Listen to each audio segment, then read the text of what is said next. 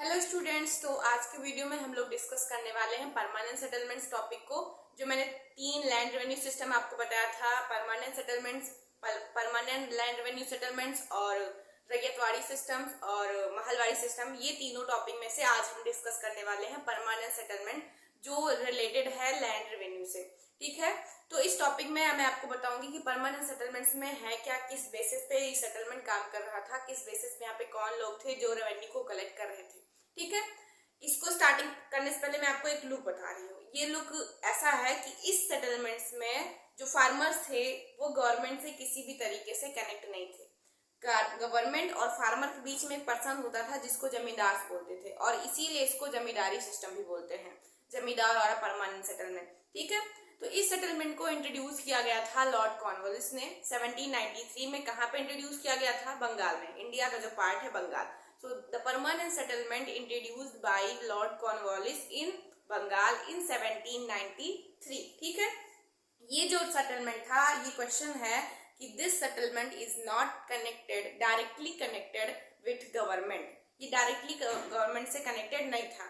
यहाँ पे फार्मर्स जो इंडियन फार्मर्स थे और जो ब्रिटिश गवर्नमेंट थी, ब्रिटिश गवर्नमेंट और इंडियन फार्मर्स के बीच में कौन था? जमींदार थे। कौन थे? जमींदार। ये जमींदार ही फार्मर से क्या करते थे? रेवेन्यू को कलेक्ट करते थे। रेवेन्यू मतलब टैक्स, जो भी टैक्स लगता था किसानों के खेतों पर, फसलों पर, उसको कलेक्ट कौन करता था? उसको जमींदार कलेक्ट करते थे। और जमींदार यहाँ से रेवेन्यू कलेक्ट करके किसके पास देते थे? गवर्नमेंट को। किसको देते थे? गवर्नमेंट को, जो ब्रिटिश गवर्नमेंट थी। ठीक है, इंडिया में यूपी में ये परमानेंट सेटलमेंट स्टार्ट हुआ था। कहाँ कहाँ पे स्टार्ट हुआ था? 2 जगह है, एक वाराणसी बनारस और दूसरा गाजीपुर। इन 2 जगहों पर परमानेंट सेटलमेंट को भी स्टार्ट किया गया था। यूपी में कहाँ पे? बनारस और गाजीपुर में स्टार्ट किया गया था। ठीक है, अब इस सेटलमेंट्स के बारे में बात करते हैं। इस सेटलमेंट्स में क्या था? इस सेटलमेंट में जमींदार को जमीन का मालिक बना दिया गया, लैंड ओनर बना दिया गया। मैंने कुछ 5 मेन प्रोविजंस लिखे हैं, उसको मैं देखती हूँ, बता रही हूँ, उससे आप उसके थ्रू समझना। द जमींदार were made the owners of the land। जो जमींदार थे उनको जमीन का, लैंड का क्या बना दिया गया? ओनर मतलब मालिक बना दिया गया। They worked as agents of the government। वो गवर्नमेंट के एजेंट के रूप में काम करते थे। कैसे काम करते थे? एजेंट के रूप में। और क्या काम करते थे? रेवेन्यू को कलेक्ट करते थे। क्या काम करते थे?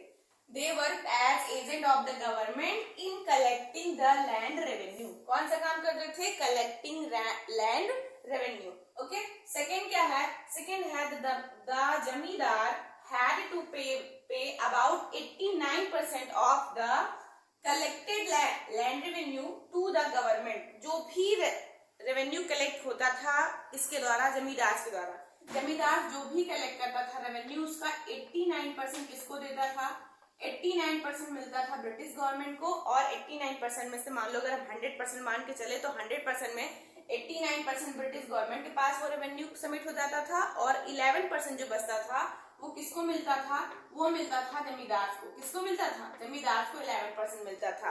क्यों मिलता था? क्योंकि गवर्नमेंट बोलती थी कि आप हमारे लिए सर्विस दे रहे हो, हमें सर्विस प्रोवाइड कर रहे हो, हमारे लिए काम कर रहे हो, तो आप 11% आप रखिए। और 89% किसको मिल जाता था? ब्रिटिश गवर्नमेंट को। तो परमानेंट सेटलमेंट में ब्रिटिश गवर्नमेंट को कितने परसेंट रेवेन्यू मिलता था? 89%। जमींदार को कितने परसेंट मिलता था? 11%। ओके, थर्ड इज द जमींदार वर परमिटेड टू रिटेन 11%। मैंने तो ये बताया ना आपको कि 11% किसको मिलता था? जमींदार को मिलता था। Fourth, the land revenue fixed for 10 years. 10 साल के लिए लैंड रेवेन्यू को फिक्स कर दिया गया कि अब चाहे प्रॉफिट हो, चाहे लॉस हो, चाहे फसल खेतों में अच्छी उगे या ना उगे, चाहे जो भी हो, 10 साल के लिए यही सिस्टम रहेगा। इसलिए इस सिस्टम को परमानेंट सेटलमेंट बोलते हैं। क्यों बोलते हैं? क्योंकि 10 साल के लिए पूरा सिस्टम सेम कर दिया गया कि 10 साल तक इसमें कोई भी चेंजमेंट नहीं आएगा। जो भी सिस्टम में बोल दिया गया, लिख दिया गया, बना दिया, वही रहेगा 10 साल तक। ठीक है, 10 साल के लिए सिस्टम को क्या कर दिया गया? सेम कर दिया गया। फिफ्थ में लिखा है the zamindars were given hereditary rights. Hereditary मतलब होता है अनुवांशिक, कि आज आप हैं जमींदार, मान लो बाबा जमींदार हैं, बाबा का फिर जो बेटा होगा वो जमींदार, फिर उनका बेटा वो जमींदार। तो जमींदार के पास हेरिडिटरी राइट्स थी। किसमें? परमानेंट सेटलमेंट में। ओके, तो ये परमानेंट सेटलमेंट के 5 मेन प्रोविजंस थे जो मैंने आपको बताया है। होप सो आपको ये समझ में आया होगा। बस इस सेटलमेंट्स में आपके लेवल मतलब क्लास 8 का ये टॉपिक था, तो जो भी सिलेबस में था जितना भी था मैंने आपको अच्छे से समझा दिया।